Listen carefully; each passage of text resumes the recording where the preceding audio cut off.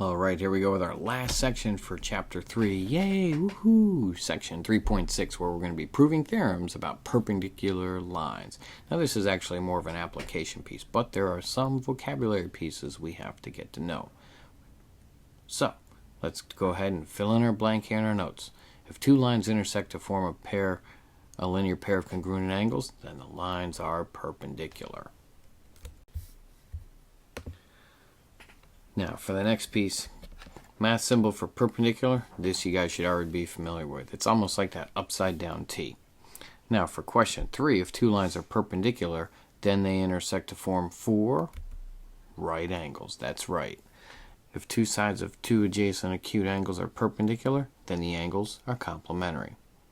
Question 5, if a transversal is perpendicular to one of two parallel lines, then it is perpendicular, and I'm just going to use a symbol here, then it is perpendicular to the other.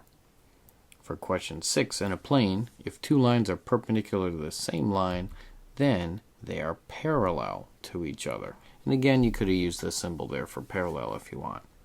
And then question 7, describe how to find the distance between a point and a line. For this, and we'll actually get into this a little bit more in later chapters, but for right now, we would use this, determine the length of the perpendicular segment from the point to the line by using the distance formula. Now, we're going to take a look at 3 examples, and I think you guys will probably fly through these and probably don't even need too much explanation on this. Now, for questions 8, 9, and 10, we've got to find the value of x. So, if we take a look at the right angle on the left-hand side in our diagram in number 8, and then we take a look at the x and x on the right-hand side, we're going to notice that both of those are going to be complementary. So if they're complementary, that means we're going to just say x plus x equals 90. Now here, it's just simple arithmetic. We'll have 2x equals 90, so when we divide both sides by x, or by 2, we'll end up with x equals 45. So that's it for example number 8. Pretty straightforward. Example 9, very similar. The 3x and the 51, they should both add up to 90 as well because they're going to be complementary.